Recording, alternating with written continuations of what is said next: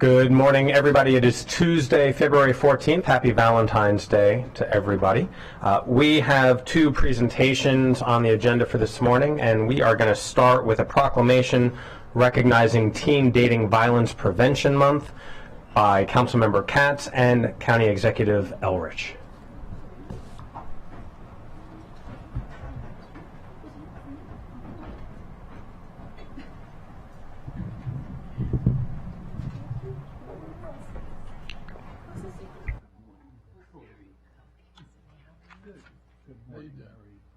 Good morning, all. Well, good morning. As you can see, we have the whole room right now that's associated with us. As was mentioned, we're going to have a proclamation recognizing Teen Dating Violence Prevention Month, and I welcome the county executive here as well. Each year, about 12% of young people in America are impacted by abusive relationships, either physically or psychologically. And this type of abuse is often committed by a current or former intimate partner.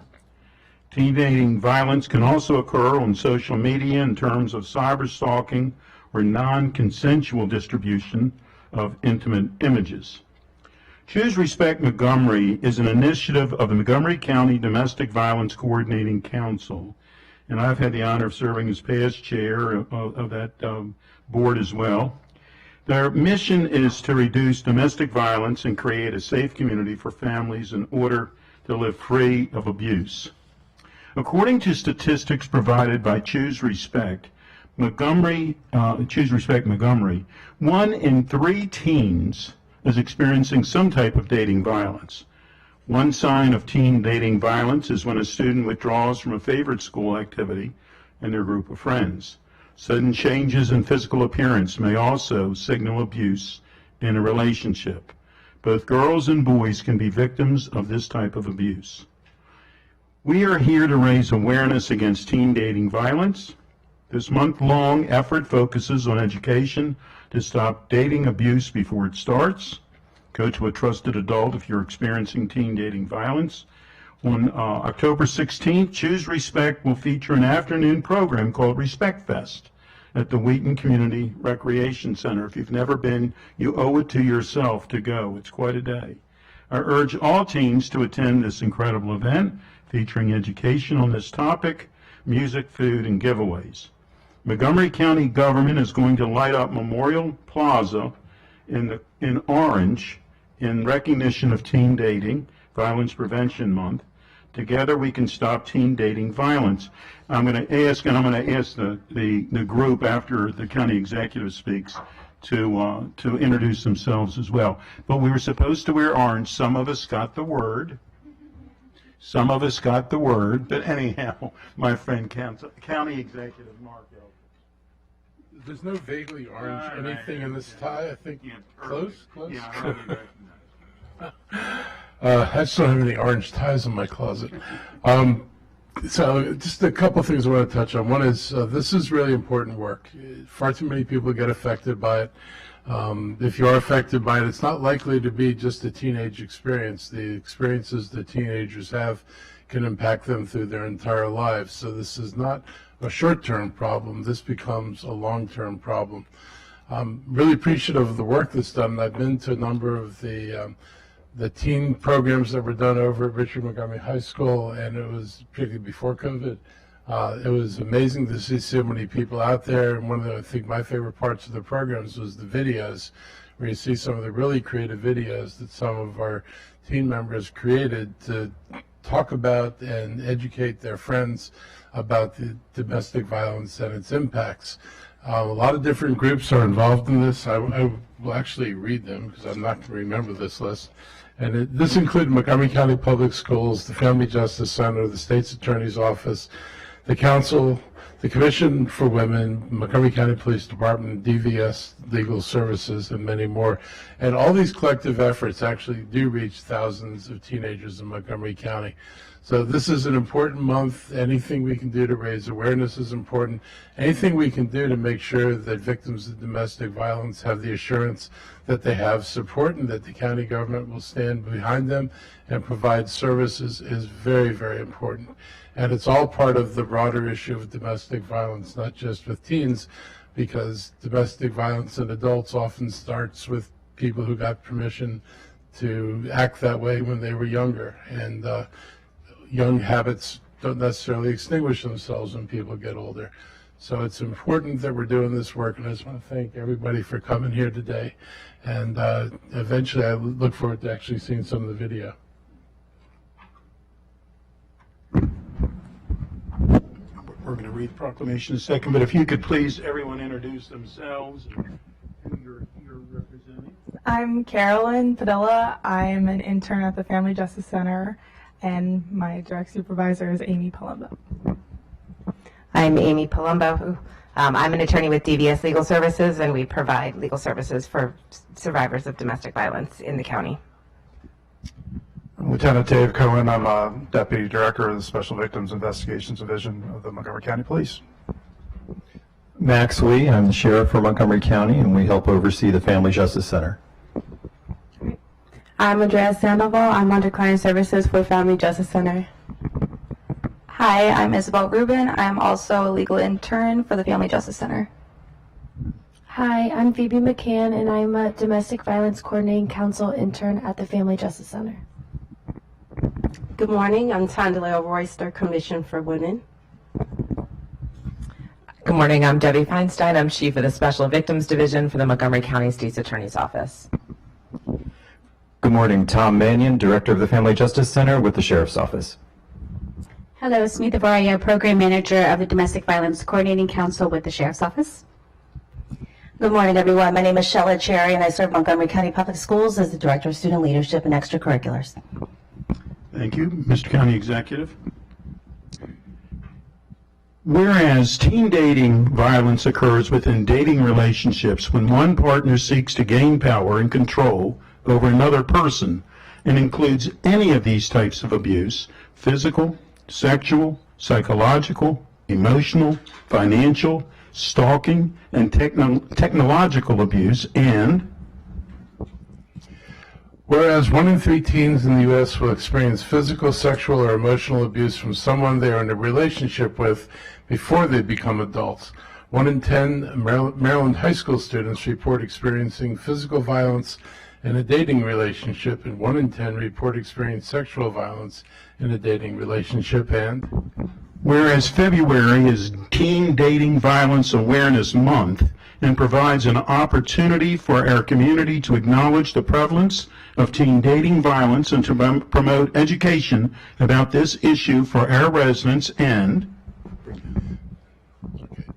whereas Choose Respect Montgomery, a prevention initiative of the Montgomery County Domestic Violence Coordinating Council, offers a public service announcement video competition, program for teen athletes, educational programs and videos, and a community-wide and virtual festival, Respect Fest, from April 10th to 16th, 2023.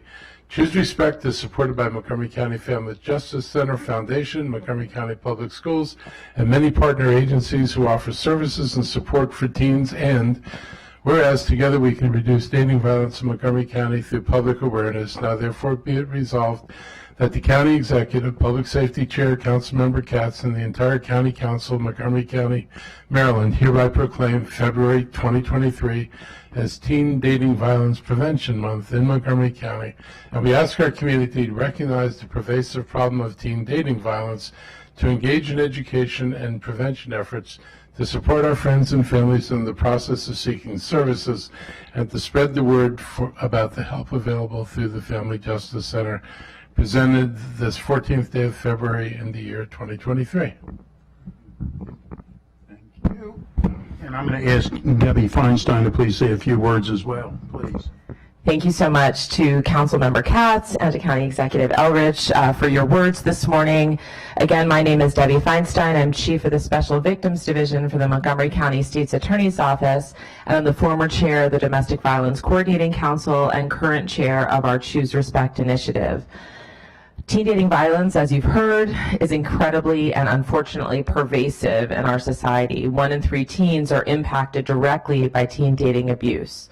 Through our initiative, Choose Respect, we bring programs to schools, to different organizations, including our sororities in the county and in the metro area, and we'd like to extend an invitation to come to your youth programs and also to programs for your parents and really anyone, because that's really what the goal is of Choose Respect, is to spread education and knowledge.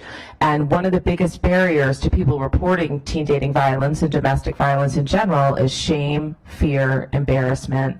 And one of the things that we aim to do is to give individuals safe places to report. This is young men, young women, young individuals who don't identify as men or women, really anyone.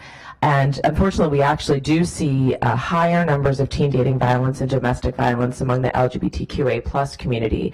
So we have specific programs really to reach every individual in our community to try to prevent teen dating abuse. Really appreciate the opportunity to be here this morning, and all of our partners from the many agencies that are here today in support, because it really does take all of us to combat this really insidious problem in our community. Thank you so much again. Thank you, Debbie. She deserves a round of applause, please. If we could come forward, this is a photo op, and if I can invite all of our colleagues to come down.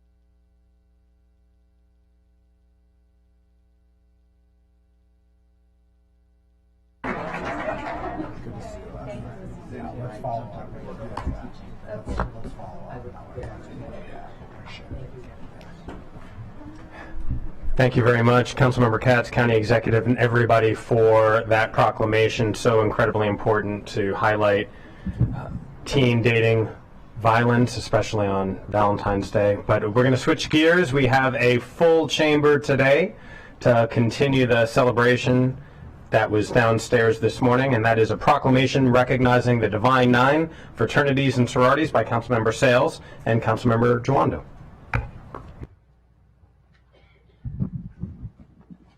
All right, and everyone come on down, literally. Come on. Calling all, everybody to the floor. Sorors and brothers to the floor. Hurry up, here we go. Now I'm gonna start. Just file in behind us, so we're all set up for the picture when we take it. All the way to the back there. One for each organization. We got to create multiple rows.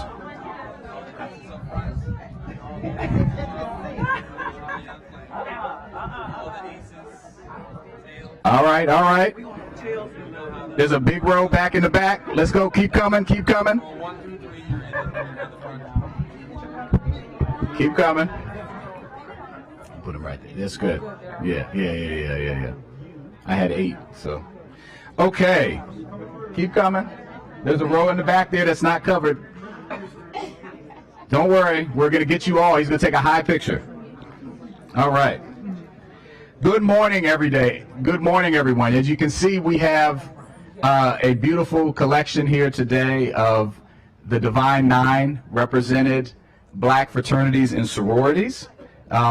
This is an important day. It's obviously Valentine's Day, and we're spreading the love here across the Divine Nine. It's also Black History Month, and we are celebrating the historic and life-giving relationships and brotherhood and sisterhood that have come from black fraternities and sororities for over 100 years. The theme of Black History Month is resistance. And as I said downstairs, every one of these organizations has resisted oppression, has resisted discrimination, has resisted racism, has resisted exclusion, and thrived in the midst of a hostile environment. From the first Alpha Phi Alpha at 1906 on the campus of Cornell University, all the way through all of the Divine Nine, They stepped up to make sure that we had organizations and safe spaces to learn, to be supported, to be loved. And you see the representative today. We are unique in Montgomery County in that we have over 14 chapters of all of our Divine Nine organizations here in Montgomery County. Some states can't even boast that. And they are active. We just had a presentation downstairs where all of the leaders spoke and talked about all the work that has been going on in Montgomery County on behalf of so many because of these organizations. So we're so excited. And I want to thank my colleague, Councilmember Sales, who is going to speak now for helping organize this, and her staff did the lion's share of the work. I want to give them a shout out for that. And we are obviously members of these organizations. We stand on the shoulders of all these great people behind us. And thank you for that. Councilmember Sales.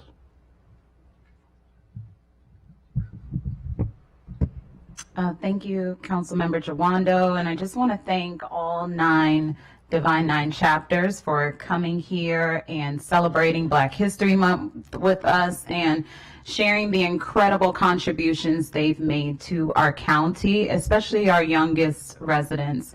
Over 100 years of tradition and service, sisterhood and brotherhood are gathered here today, and we're just grateful that our colleagues could join us in this effort. And so without further ado, we're going to read this proclamation jointly. And okay, yeah, I'll get you the next. Okay, yes. We got it timed out, so we got to make sure we do it right. You'll see in a second why. Whereas the Divine Nine, 9 of the oldest Black Greek letter organizations, comprise over 100 years of tradition, serve an integral role in the Black community, inspire community and civic engagement around the world, and whereas on May 10th, 1930, the National Pan-Hellenic Council was established during a time when Black Americans faced significant racial prejudice and were not afforded the same opportunities as their white counterparts, and the National Pan-Hellenic Council of Montgomery County, and Tana's here, thank you Tana and your team, consists of 14 affiliated charter alum chapters from the Divine Nine Black Greek letter fraternities and sororities, and whereas the Divine Nine consists of Alpha Phi Alpha fraternity, Alpha Kappa Alpha sorority, Kappa Alpha Psi fraternity, Omega Psi Phi fraternity, Delta Sigma Theta sorority, Phi Beta Sigma fraternity, Zeta Phi Beta sorority, Sigma Gamma Rho sorority, and Iota Phi Theta fraternity, and that deserves a round of applause there, just getting through that. Whereas members of the Divine Nine were heavily involved in the Black Lives Matter movement, civil rights movement, and women's suffrage movements, as well as the mobilization to uphold Roe v. Wade as a result of recent Supreme Court decisions, and whereas Delta Sigma Theta was the only Black sorority to participate in the Women's Suffrage March on March 3rd, 1913, less than 2 months after its founding, which blazed the trail for Black women in politics, and whereas Alpha Phi Alpha was the first intercollegiate Greek letter fraternity organization established for African Americans, and it was founded on December 4th, 1906 by 7 college men who recognized the need for a strong bond of brotherhood among African descendants in this country, and whereas the Divine Nine creates safe spaces for young Black adults to excel in higher education and unites Black communities with service and professional opportunities, they deserve to be honored during Black History Month for their legacy of excellence. Now, therefore, be it resolved that the County Council of Montgomery County, Maryland, hereby recognizes the substantial contributions of the Divine Nine as an important pillar in Montgomery County, presented on this 14th day of February in the year 2023 by Council President Evan Glass, Council Member William Opiemi Jawando, and Council Member Lori Ann Sales. Thank you. okay, we are going to take a picture, but and the council, I'm sorry.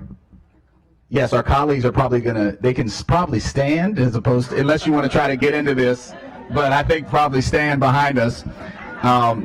And before you leave, we have proclamations for every organization, so please grab yours if you didn't get one. They're coming in. All right, they're coming down.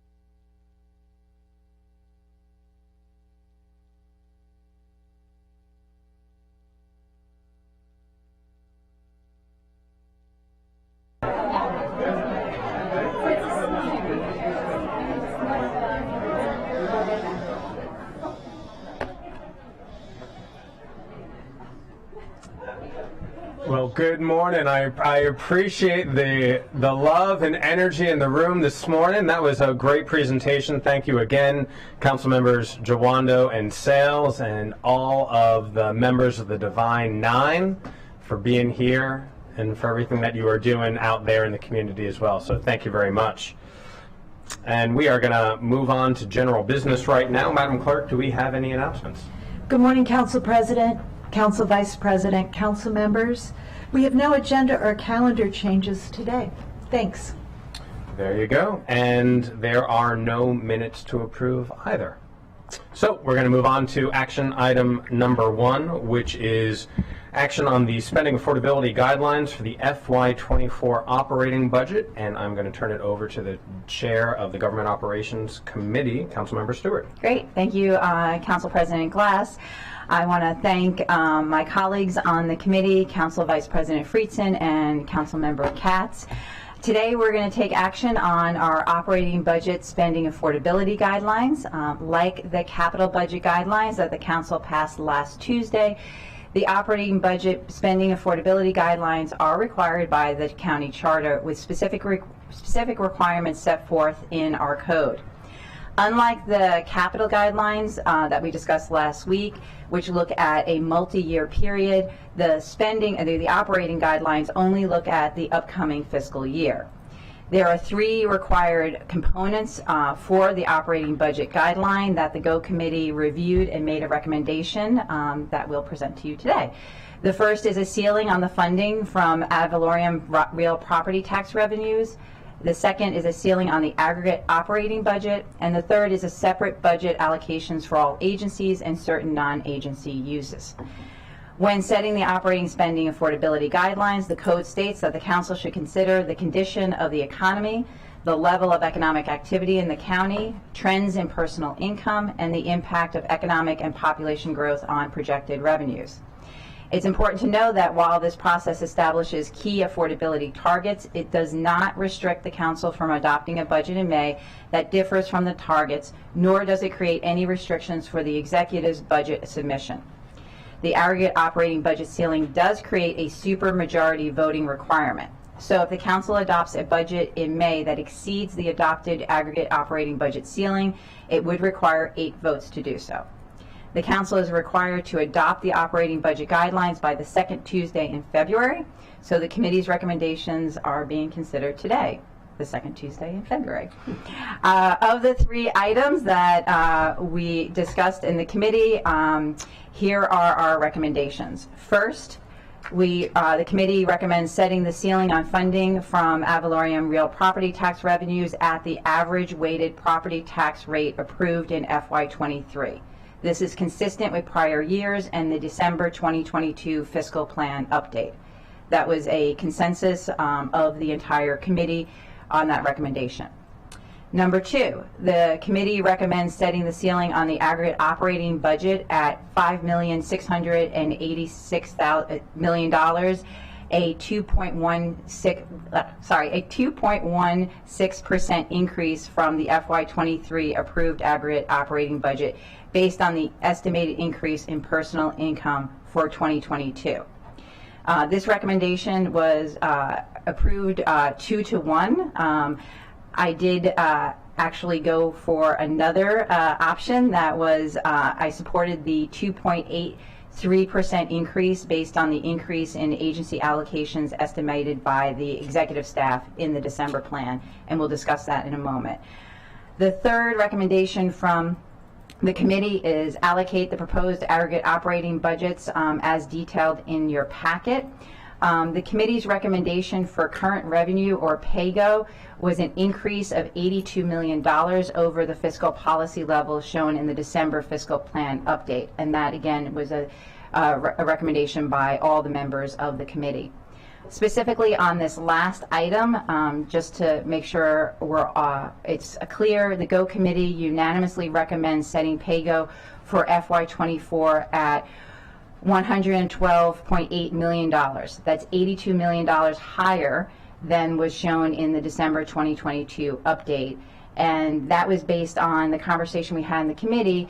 As everyone knows, we received news that for January, the income tax revenue we received was $160 million more than projected. And then finally, just to go back to number 2, I did differ with my colleagues, but again, as last week, it's a very small difference. I selected setting our ceiling increase for FY24 at the amount estimated by executive staff in December 2022 at 2.83% increase rather than the 2.16% increase. Again, because of the income tax increase that we received last month, and given where we want to go with PAYGO to make sure that what looks like a one-time revenue source is taken into consideration. But again, wasn't much difference on the committee. So those are the recommendations from the committee. I'll turn to my colleagues, Council Vice President Friedson or Council Member Katz for any other comments. All right. I'll turn it over to staff to make sure I did it all. I think you covered it quite well. Just to emphasize, this is the initial part of the process, not the final part. It's important, but as you mentioned, there are the final budget in May is where the decisions will ultimately be made. So you're sort of setting the table today in terms of what may be the vote requirements in May. Great. And I will emphasize also the PAYGO assumption that is consistent with some of the discussions the council had last week regarding the CIP. That's a significant decision point now that we would use moving forward to track the CIP as it goes through the review process. But once again, that as well can be decided differently in May based on where the council is with the operating budget and the CIP then. Okay. Thank you. I'll turn it back to the council president. Thank you very much, Councilmember Stewart, for that very thorough reporting out of what happened at the committee level. We did have the debate and discussion last week, and so I open up the floor to colleagues if anyone wants to share any thoughts about the action that has been reported out by the GO Committee 2-1. Councilmember Mink. Yeah, for the reasons that Councilmember Stewart stated, I would make a motion to move option, I believe it was option number 2. Second. So there's been a motion to adopt option number 2 made by Councilmember Mink, seconded by Councilmember Joando. Councilmember Joando, do you have any comments? No, I think, again, Councilmember Stewart said everything. I think it's consistent with what we did last week to try to give a little room in the first years that are tight. And so I think hopefully it'll go similarly. There you go. Council Vice President Friesen. Thank you, Mr. President. Thank you, colleagues. I think the chair noted it well. I think it's $37.5 million is the number, if I remember offhand. So it's not a substantial difference. I think it's important to note. There were some options that would have been quite substantial differences that I think would have been significantly problematic, and we wouldn't have really, been able to work through. I just want to note the standard that we are using has been used for the last 11 years. So we would be changing the rate that we are, or the calculation that we are using, and there's nothing wrong with change. I want to note that. But it's important that we not make changes based on what we want to spend, not based on what we can afford to spend. And this exercise is intended to do that. And so the consistency of what we look at, which is supposed to be a window into the economic conditions on the ground, which is what this exercise is intended to focus on, is important. You still have the ability as a council to change this based on voting requirements. It really just triggers a memo from the agencies and then ultimately a higher voting threshold. But I personally think staying consistent with the prior years, the 2.16% is still higher than some of the other calculations. If you look at the December update in terms of what we expect revenue growth and tax-supported growth to look like, this is above that. And so we are already pushing it when we use this calculation, so we'd be kind of pushing it on pushing it. Again, it's not, you know, $37.5 million in a $6.5 billion budget is not a huge difference, but there is a philosophical challenge when we're focusing on the economic conditions. If we change the calculation that we use based on what provides us more money in the budget each year, that is a pile-on effect that can be extremely problematic over time. So I just wanted to note that this is an exercise, again, in affordability, not necessarily in need, what we can afford to spend, not what we would like to spend. I just think colleagues should take that into account. I will note the $80 million PAYGO either way is extremely important, and so I hope that no matter what we decide here, that we move forward with the committee's recommendation consistent with all of the conversations that we had last week and that we've had in committee. Not only does that pay back the $15.5 million that we diverted several years ago, but it also allows us to have, in the most cost-effective and fiscally responsible way, to be able to afford capital projects, especially schools. So I want to note that, but you know, it's related to this vote, but it is not part of this vote. But I just think this is an exercise in affordability, and we need to be prudent in how we do that. Thank you. Thank you. Councilmember Katz. Thank you very much, Mr. President. I'm certainly not going to repeat everything that's been said. It is confusing on what we're doing on these types of things.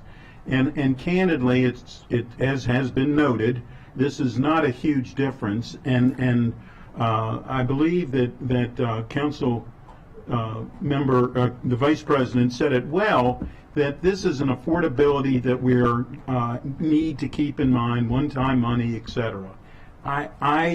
You know, is this the end of the world if this amendment passed? It is not, but I believe that we should take what is a 2-to-1 committee recommendation, and that is how I'm going to vote for this amendment. Thank you. Thank you. Councilmember Albernaz.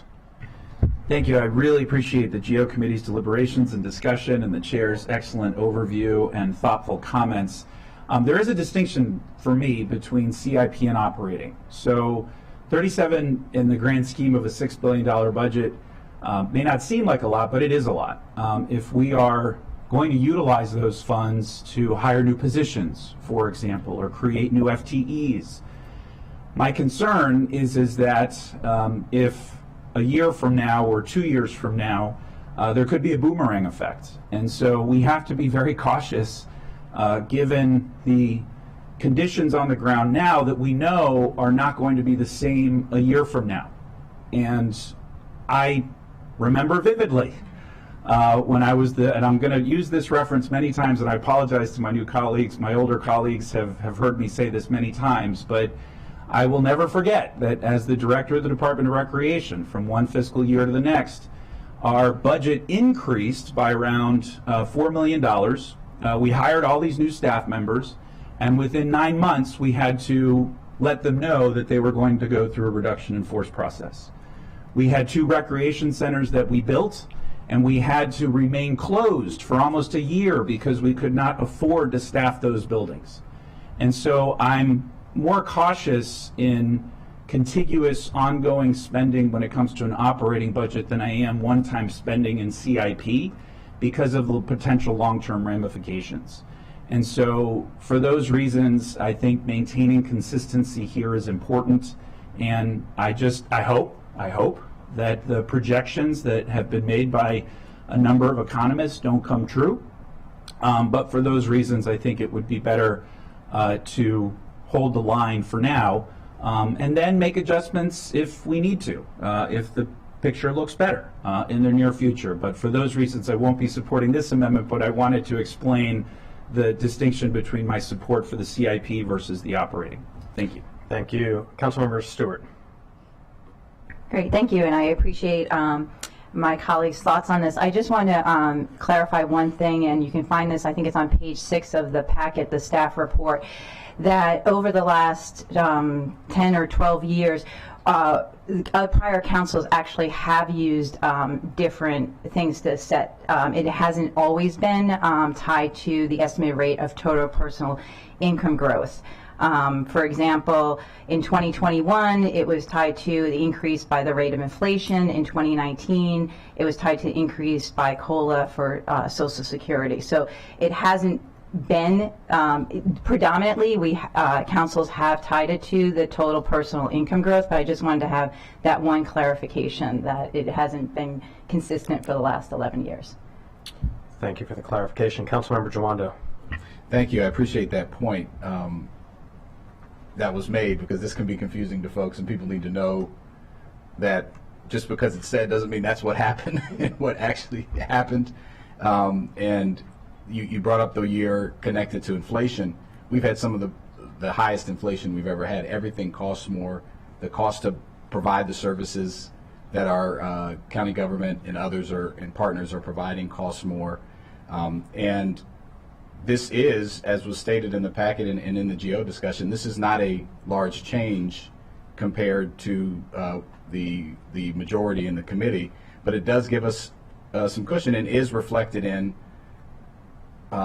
what's happening in the world here. And we are elected to decide kind of what's going on. We can decide what's affordable as we go on.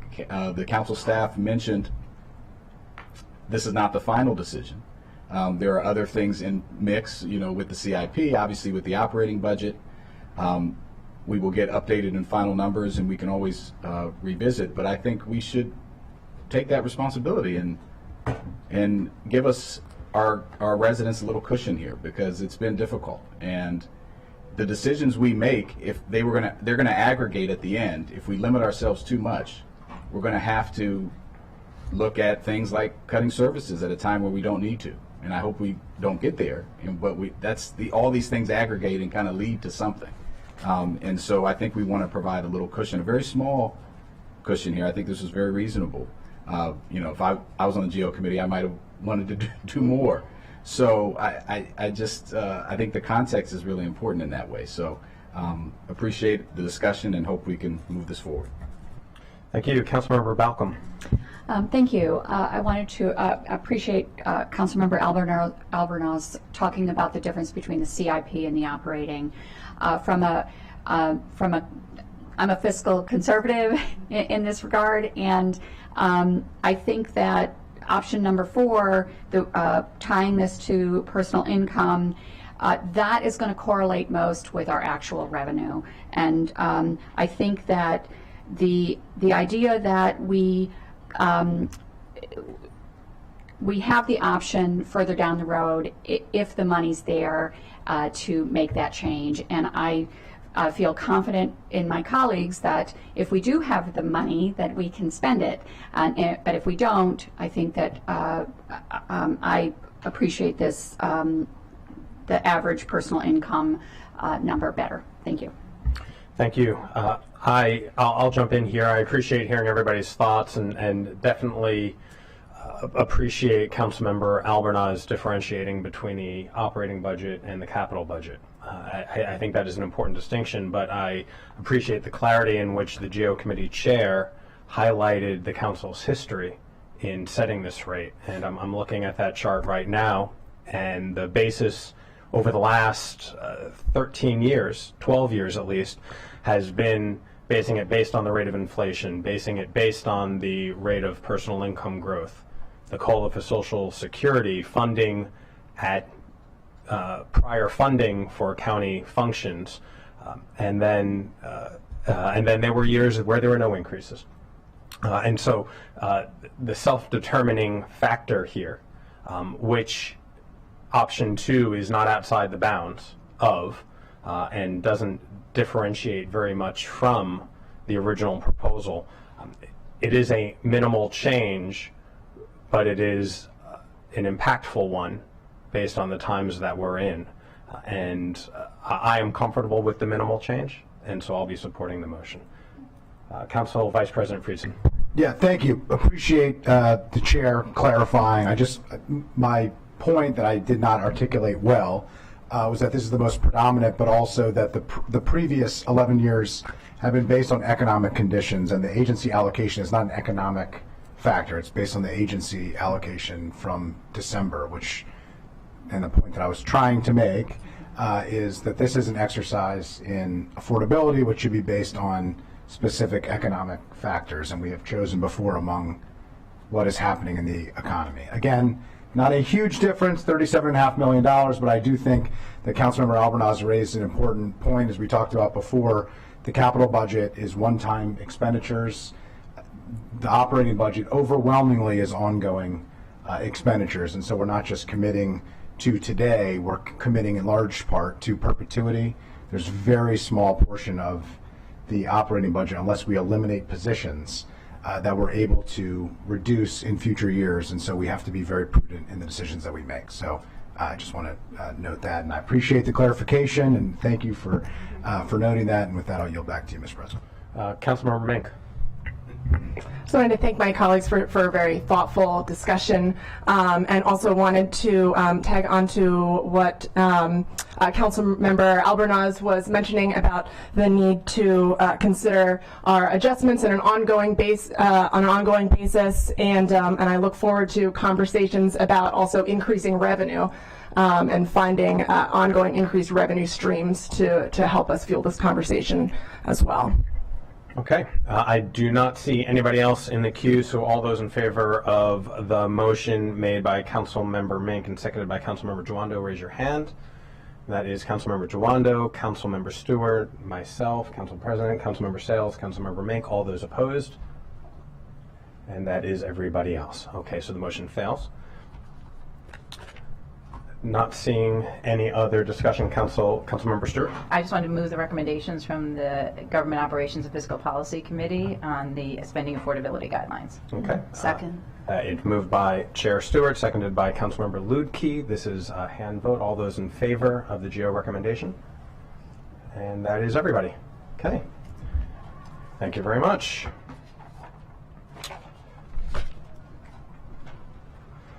Now we are moving on to legislative session day number 5, introduction of bills. First bill that will be introduced is Bill 823, Boards, Committees, and Commissions, Open Meetings, Supplemental Requirements. The lead sponsor is Councilmember Luedtke. Councilmember Luedtke. Hi, thank you, Council President, and thank you, Councilmember Katz, for co-sponsoring this legislation. So as we're going to see later, we have many boards and commissions here in the county. We have another bill coming up about boards and commissions right after this one. And these are important bodies. They are staffed by individuals who are appointed to serve from our community, and they provide valuable policy guidance and directive to us, specific to different regional issues or different topical issues of interest to the council and to the county executive. But it's incredibly important that the work of these bodies be transparent, both for the public at large and for the specific members of the individual bodies who are giving their time to serve. And often that hasn't been the case. So last August, the State Open Meetings Compliance Board found that several of these bodies violated the existing State Open Meetings Act requirements by failing to provide advance notice of meetings, failing to provide the public a way to access the meetings, failing to provide agendas in a timely manner, and by failing to prepare minutes or post them online. What was also concerning was how the board found big inconsistencies in how different boards and committees are providing these advance notices or the timing of them. Some of them are waiting till the last minute, even if the body has announced at its last meeting or shortly thereafter, they know when they're going to be holding it. The governmental entity that's responsible for posting it isn't doing it until 2 days before the meeting. And how they're providing links to the virtual meetings. So it can be just in one instance, there was an episode where the State Compliance Board found one that just uploaded agendas to a Google shared drive. Well, that's not something the public can access, so that's a problem. We have over 80 boards, committees, and commissions. And given the scope of the work that they do and the amount of citizens involved in that and the interest to the public, I believe it's necessary to create a part of county law, a set standard, a consistent standard that would allow for an emergency or unforeseen circumstance, because sometimes public bodies do have to call an emergency meeting, and that's consistent with state law as well. But otherwise, for these public bodies to publish meeting notices, agendas, minutes, video recordings for those that are recorded, and to set the standard by which they would do so. We are not unique in pushing forward on something like this that sort of puts additional guardrails up along with the State Open Meetings Act. Other local jurisdictions like Baltimore City have done so. And the bill also includes a reporting requirement for any compliance actions that have been filed against these boards, so that the council can stay informed of these issues.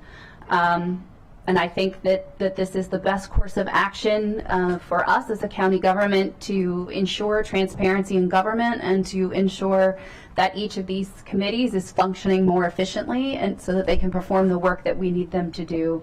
And that the folks who are volunteering their time to serve on these bodies are able to make sure that their work is being seen and shared with the public, without them having to argue and continually advocate for these items to be posted. So with that, I'll turn it over to council to give further clarification on the bill. Ms. Wellens? Yes, thank you, Mr. Council President, and good morning, council members. I don't have anything to add on the substance. I think it was thoroughly described by the council member. Just to reiterate, there's a public hearing is scheduled for February 28th, 1:30 p.m. And then the GO Committee, Government Operations and Fiscal Policy Committee, tentatively scheduled for a work session for March 2nd. Thank you. I will add my appreciation to Councilmember Luedke for introducing this. Last session, I introduced a bill that was aimed at providing more sunlight to some of our quasi-governmental boards. And here we already have more than 90 boards, committees, and commissions with varying degrees of work, with varying degrees of expertise, but they are all official government bodies. And for that reason, I'd like to be added as a co-sponsor. Thank you. Not seeing any comments from my colleagues. As Ms. Wellens said, there is a public hearing that will be scheduled on February 28th, and a Government Operations Committee work session is scheduled for March 2nd. And so this bill is introduced. Thank you. Thank you. Next bill for introduction is Bill 923, Alcohol and Other Drug Abuse Advisory Council, rename. The lead sponsor is the council president at the request of the county executive. A public hearing will be held on February 28th at 1:30, and an HHS committee work session will be scheduled for March 9th. Ms. Socconi, nice to see you. Thank you. If you could provide us a little detail on the legislation. Sure. Good morning, Council President Glass, and good morning, council members. This is an executive bill, and it seeks to rename the Alcohol and Other Drug Abuse Advisory Council, replacing the word abuse with addiction. And in addition to renaming the council, the bill also seeks to replace the word addiction throughout various code provisions with the word replace the word abuse with addiction. And I'd like to refer council members actually to Circle 9. There's a very well written memo by the director of HHS, which was attached to the executive's transmittal, that explains in great detail why the experts support this wording change to avoid stigma. Very good. Thank you, Ms. Socconi, and that bill is introduced. And the last bill for introduction today is Bill 1023, Health, Intellectual and Developmental Disabilities Commission, established. The lead sponsor is Councilmember Albornoz. Thank you, Mr. President. First, I want to thank all of my colleagues who have unanimously signed on to co-sponsor this important piece of legislation. And what this would do is establish an Intellectual and Development Disabilities Commission. There are more than 40,000 residents here in Montgomery County of all ages who have an intellectual or developmental disability, and the complexities of each of these individuals and their needs can be quite challenging. And we are fortunate and blessed here in Montgomery County to have an extraordinary group of advocates and leaders who I know many of you have gotten to know over the years, who not only advocate on behalf of their loved ones, but on behalf of the entire system and our entire community. But what I have learned, as I'm sure many of you have as well, is that there are very unique challenges facing this community with a lot of policy issues that cross over to the state level that require a specific area of knowledge and expertise. And I want to acknowledge the incredible work of the Commission for People with Disabilities for generations now that has uplifted these communities and provided extraordinary support. But as members of the Commission have noted, there's a time now for us to be able to focus more time and energy and attention in the advocacy at the state level coming back to the county level. And so I look forward to the ongoing deliberation and discussion. I want to thank all of the community advocates that brought this issue to our attention forward. I especially want to thank Beth Schuman from my staff, who has done an extraordinary job working with this extraordinary community and bringing us this legislation here today. And I want to thank Ms. Wellens as well for your support here as well. So look forward to the discussions in committee and appreciate my colleagues' support. And I should also note this has the full support of the county executive, the executive branch, and I want to thank the administration for their support for this as well. Thank you. Thank you, Councilmember Albanaz. Ms. Wellens, anything else to add? Thank you, Mr. President. Just for members of the public tracking the bill, just to note the public hearing is scheduled for March 7th, and then the work sessions 2 days later on the HHS work session will be on March 9th. Thanks. Very good. And, pardon? Councilmember Mink.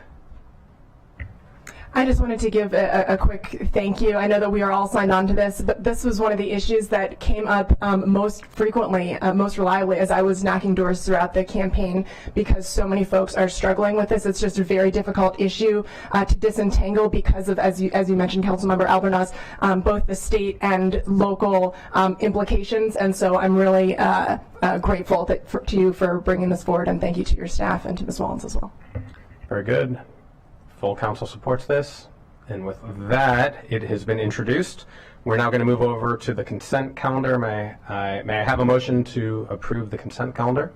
Moved by Vice President Friedson. Second. Seconded by Councilmember Sales. All those in favor, raise your hand. That is unanimous. And with that, we are now in recess till 1:30. Have a good morning.